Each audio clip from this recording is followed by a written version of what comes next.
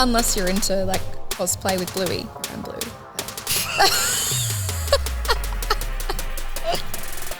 Which could be, you know, a thing for some people.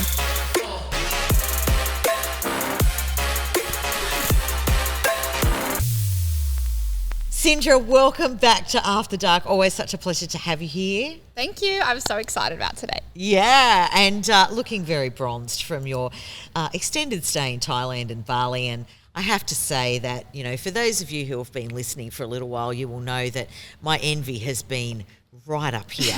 But I'm so glad to see you back in Newcastle and absolutely happy to be chatting today. Now, we're talking about, it's Halloween tomorrow. We're talking about something that is possibly scarier than Halloween, and that is the dead bedrooms in and around the Hunter. And it's a real problem. So let's dive in. I feel like we should have worn skeleton outfits for this conversation. Absolutely, we should have. But look, you know, budget cuts. So. And really, if you dressed up in a skeleton outfit and went into the bedroom, that's probably more action than people are currently getting in their long-term relationships.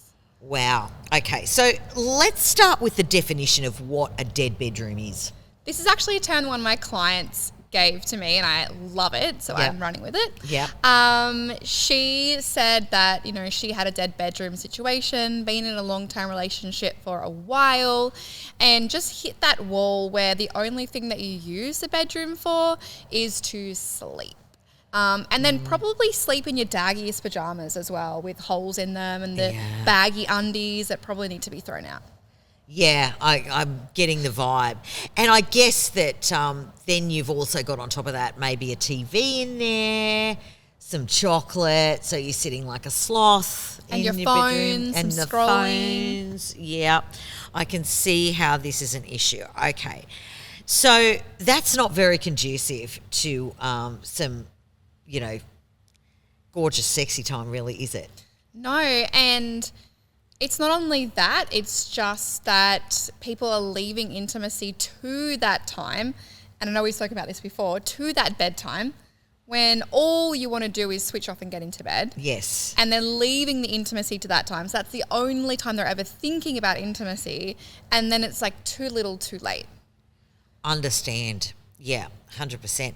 And I guess, you know, the busier that life gets and the more we're juggling the jobs and the kids and the, you know, just life in general, you know, you get to that bedtime and you just beat, like, yeah. And it's totally understandable, and it's like the dead bedroom situation kind of peters into all areas of your relationship where it's almost like the last thing that's given a priority. It's the last thing that people are thinking about in all aspects, not just intimacy. And then you kind of go on and you're like, okay, we've been together for like 20 years, but what have we done together? What are we doing together? Where are we going together? So you kind of hit this long-term relationship slump that ends up just being the same old, which is okay, but less and less and less effort is being made in the relationship. So less and less things and goals and values and shared experiences are happening. So it kind of becomes this slump of just every day getting up, going to work, goodbye peck, hello peck, getting into bed, rolling onto opposite sides, and that being the extent of the relationship. Sure, yeah. And look, you know, I know that I've said this before in some of our conversations, but we have this expectation that, you know, we work so hard at our careers and we retrain and we retool and we, you know, are conscious of pouring into our friendships, and often we just expect that our intimate relationship is just going to run and tick along so smoothly on autopilot, and then it doesn't. We hit the wall, we realise we haven't had sex in 12 months, and then it's an issue because it's our intimate relationship, it's our closest relationship. Okay, but how about we get intentional about how we feed that? Yeah, and like anything else, it's little shifts. Yeah. It's not like, okay, so I don't tell my clients like, okay, so every night this week, you're going to go home and have sex. Like, I'm not going to give them that because that's not achievable. No. But what it might be is, hey, every night this week, instead of turning the TV on after dinner, spend 5 or 10 minutes having some non-sexual intimacy, you know, touching each other, talking to each other, seeing each other, maybe for the first time that day. It doesn't have to be a big thing to reawaken the bedroom. Yeah.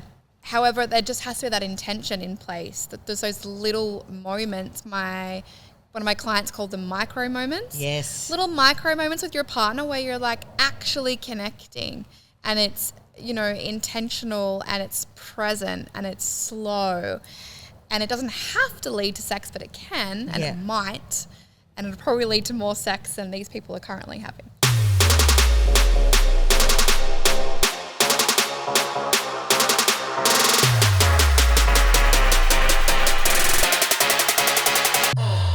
I do really think that our bedrooms have not become the sacred space that they used to be. And I'm like, anyone that knows me, I mean, you know, some of you may have been in my bedroom before, lucky you, but if you haven't, you know, I love like candles and soft lights and, you know, and making it like a really intentional space for intimacy, you know, rather than, you know, getting onto the bed with the hot chips and the, you know, as you say, like the holy T-shirt and the, you know, because, that, like, you've got to create that sanctuary as well. Yeah, it's one of the first things I do with my clients, because it's one of those tangible, easy quote unquote thing that you can start to do is dogs out of the bedroom, cats. Aww. Yeah, sorry. They can sit in the corner, like on their own little mat. Yes. But, you know, dogs out of the bed, cats out of the bed. Yeah. Children, you know, preferably out of the bed for at least some portion of the, you know, experience. Yeah. TV out of the bedroom or off. Yeah. You know, phones out of the bedroom. And just starting to get back to a sacred space of the bedroom. Like, no working in bed. You know, no laptops in bed. Like, it's not hard. But in these long-term relationships, we get into these habits. Yeah. Get into bad habits where the hot chips do come into the bed. Yeah. You know, then it's the dog. Then it's your laptop because you're still working. Then it's the TV. And then you're both on your phone scrolling. And all these bad habits creep in. And the problem is that these are all blocks to intimacy. Yeah. But they're really easy to remove. I did have a client once who really struggled to get the dogs out of the bedroom, but eventually we got there. Because there was 2 dogs in the bed sleeping between them. Oh, dear. Oh, no. No. I mean, look, I do have a 17-year-old Moodle that has, like, a dog bed in my room, I will admit. But, yeah, no. Well, first of all, too old to get on the bed.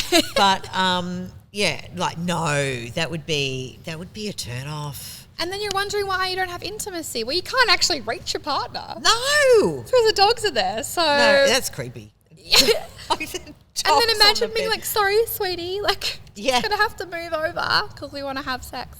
No, that is a block. I can see that being a real block. So there is like so many little things you can do. And then, of course, once you remove all these blocks, then you can add the candles and the splash blanket and the nice lighting and the privacy curtains and the lock on your door if you have kids. Oh, amen. You're absolutely allowed to put a lock on your door if you have kids, obviously over a certain age. Yeah. It's your private space. Yes. It's okay to own that. You're an adult. You're allowed to have your own room. Yeah. Yeah. So I'm big on that. And, you know, because there was a couple of times that, you know, my daughter, for whatever reason, you know, like, you know, I found her scrolling on my bed, you know, and she's a teenager and I had to have the conversation with her. No, this is my space. You have your room, I have mine. And it's that one part of the household that is not communal, you know, and, you know, and that sort of helps with the mindset as well, because if your last memory is of, you know, your kid watching Bluey on your bed, like, it's not a sexy thought, is it? It's not, unless you're into like cosplay with Bluey, around Bluey.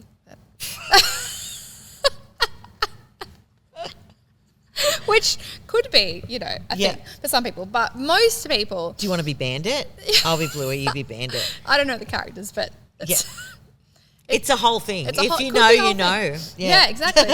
So unless you like that kind of thing, then create new memories in the bedroom. Like get a nice sound system instead of the TV. Yeah. You don't have to go spend heaps of money. Like just go to Kmart and get a couple of nice things, you know, dirty clothes, not on the bed, not on the floor, like have a section for those. It's just these little things that make it, I'm really about with my clients creating more opportunities for intimacy.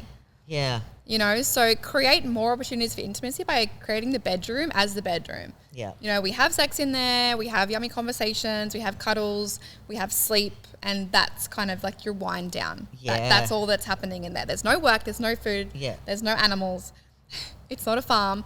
And, you know, like reclaiming the bedroom really in all aspects for couples. And I guess there's sort of like a mental health benefit to that as well, in that you walk into that space and there's no work and there's no kids and there's, you know, no pets and there's nothing that you have to do except just this delicious togetherness. Yeah. Yeah. Exactly. And most couples don't have that. They don't have that space. And that's why they're struggling to even do anything in that space, because there's stuff everywhere. There's distraction, there's bad habits, and there's no space for connection, and there's like a lot of avoidance in that as well.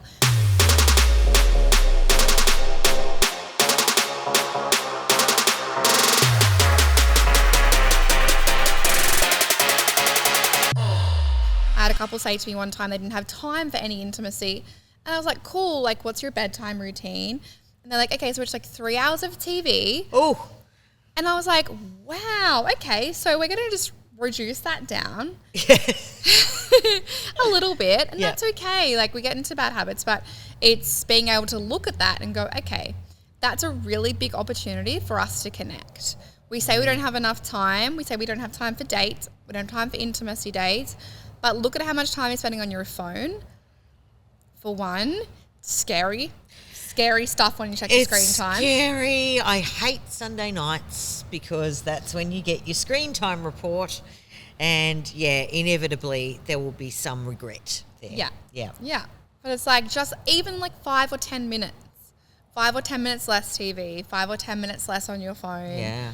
Going into the bedroom 5 or 10 minutes less earlier than normal. Yeah. And I know like a lot of partners go to bed at different times. So it's like sync up your evening routine. Yeah. If they want to stay up, they can wind down with you, spend that quality time, and then they can keep going, doing whatever they want.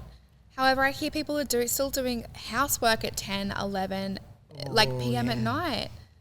And I'm like, you've got to let that stuff go and prioritize what's really important, which is your relationship. Yeah. And intimacy, if that's been lost as well. It's like priorities, you know? Yeah. And I guess like just talking about that, you know, time frame, I guess there is like challenges around shift work for sure, and syncing up those sleep schedules.